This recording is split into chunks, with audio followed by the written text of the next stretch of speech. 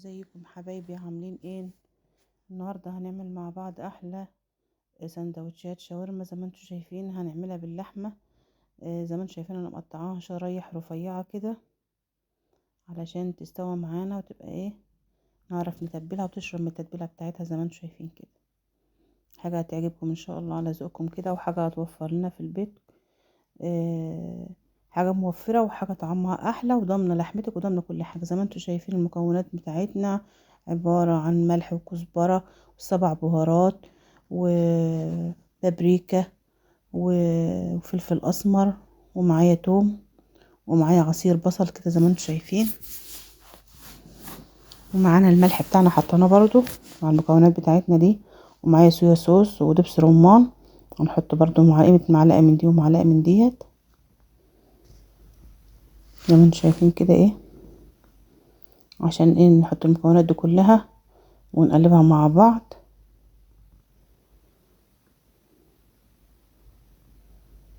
نقلب بقى المكونات بتاعتنا دي كلها مع بعضها كده. نحط برضو معلقه عسل كده عشان اللحمه بتاعتنا ما تغيبش في السوا. دي دايما انا بحب احطها مع الحاجه الاكل اللي انا خايف ان هو ما يستواش، وفي نفس الوقت بيخلي اللحمه معاك طريه وتبقى حلوه. نقلبها بقى كويس كده تقليبه حلوه كلها عشان تشرب من التتبيله كده، وتركنيها بقى على قد ما تقدري ساعة 2. عايزة تعمليها على بيات براحتك برضو، على قد ما الوقت بتاعك متوفر معاكي عندك وعارفة هتعملي مثلا على بيات وكده. جهزي على بيات. جت في الفكرة في دماغك الصبح اعملي عادي، سيبيها يعني ساعة ساعتين المكونات بتاعتنا هتشرب التتبيلة ان شاء الله. جبت بقى كده عبارة عن معلقة خل كبيرة وليمونة عصرتها عليهم كده كمان، اعصرها بقى وامسكهم برضو اقلبهم كويس تاني فيهم في قلبهم كده. انا باخد بقى البذر بتاع الليمون كده نزل مني وابتدي بقى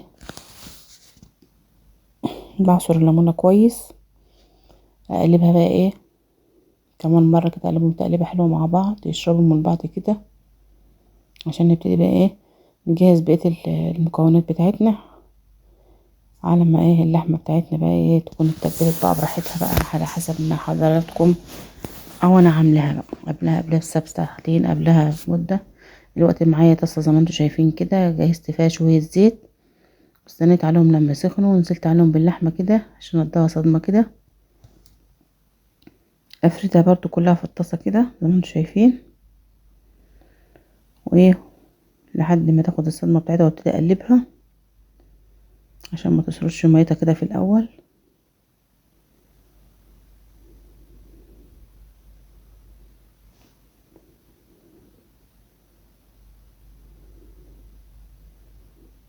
ابتدي بقى خدت الصدمة بقى ابتدي اقلب فيها بالراحة كده واحدة واحدة عشان على ما تاخد وتدي مع بعضها وتسرد المية بتاعتها كده. اللحمة بتاعتنا قلبناها على الجهتين وسردت المية بتاعتها زي ما انتوا شايفين، واسيبها تاخد وتدي مع بعضها كده. استوت بالمية بتاعتها ديت، استوت ما استوتش عادي حط لها ربع كوباية مية كمان عشان اللحمة بتاعتنا تبقى مستوية. لازم اللحمة بتاعتنا تبقى مستوية وما تشدش معانا.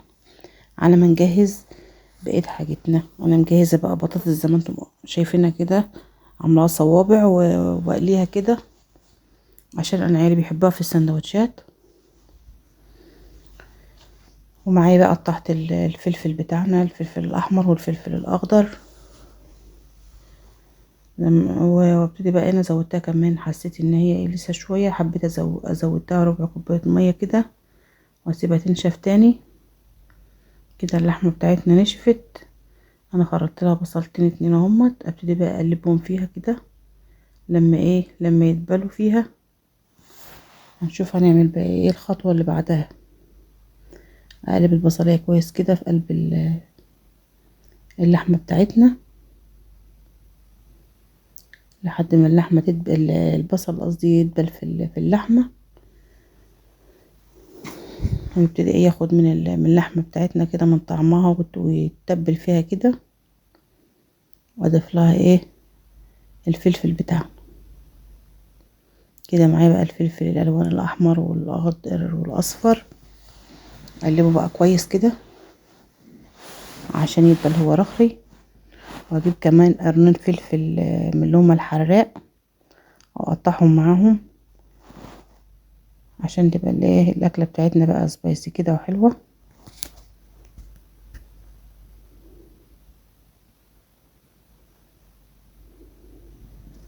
بنقطع القرنين الفلفل اهوت.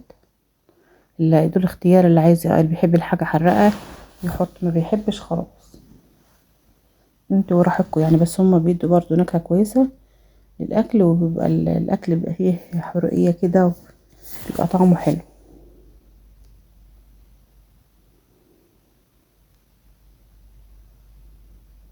كل ده بقى بتعمليه، حبيتي بقى تزودي ملح تاني، بتدوقي حاجتك بقى بتزودي، حبيتي تزودي حبة فلفل حبة ملح، اي حاجة اللي انت حاساها ان لحد ما تظبطي حاجتك.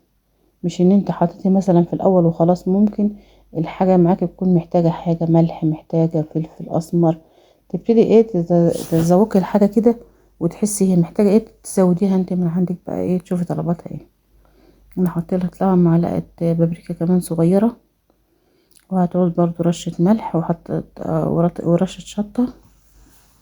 المهم ان انا ظبطتها زي ما انا عاوزة. عارفة يا عيالي بيحبوا بعمله. دي حاجة بقى وطلب الواحد بقى وعياله. كده بقى برشط لها برضو رشة الملح والفلفل الاسمر.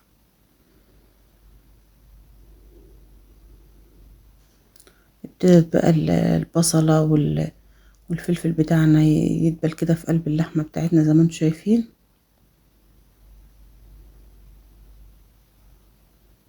انا هديت عليها النار دقيقة ورحت بقى جهز حاجتي، العيش بتاعنا والكاتشب. انا عملت كاتشب، عملت التومية وعملت الكاتشب وجهزتهم، والبطاطس بتاعتي جاهزة.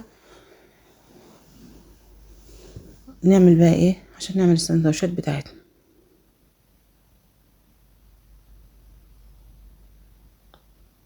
شوف اللحمة بتاعتنا دايبة ازاي، استوت خالص اهيت. واللحمة طعمها جميل برضو في السندوتشات دي. عجبت الاولاد، عمرهم كانوا واخدين فراخ على طول، ان هم على طول بيعملوا بالفراخ السندوتشات ديت. انا قلت لهم انا ما عنديش فراخ المره دي، فهم حابين يعملوا، قلت لهم هعمل لكم باللحمه. بتبقى جميله. فعجبتهم برضو لما عملتها باللحمه. زي ما انتم شايفين كده فردت التوميه كده في السندوتش من تحت، وبعدين حطيت البطاطس، وبعدين حطيت اللحمه بتاعتنا، وبعدين بحط الكاتشب. عايزه بقى تحطي زيتون، عايزه تحطي اي حاجه بقى ذوقيا بقى منك انت، او عندك حاجه عايزه تضيفيها زياده على حسب المكونات اللي عندك في البيت او اللي عيالك بيحبوه اعملي. زي ما انتم شايفين كده. نبتدي برضو نعمل سندوتش كمان اهون.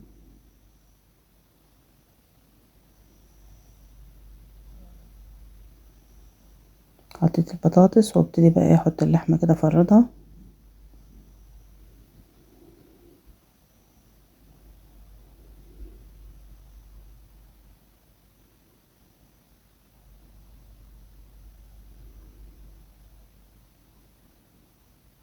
اتنيه كده بقى والف بقى زي ما انتم شايفين كده.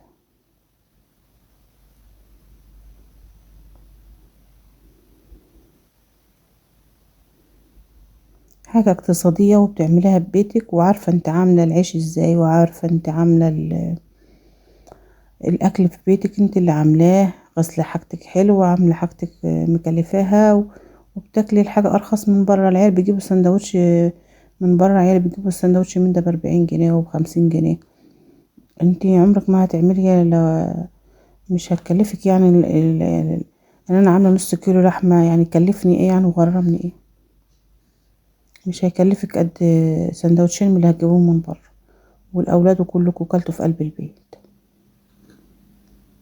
زي ما انتوا شايفين كده عمل معايا الكميه ديت، وعامل معايا كمان سندوتشين من اللي هما الشاورما. ابني كان عايز، يا ابني العيش ده ما ينفعش، قال لي والنبي يا ماما حلفني، عملت له كريب وشاورما.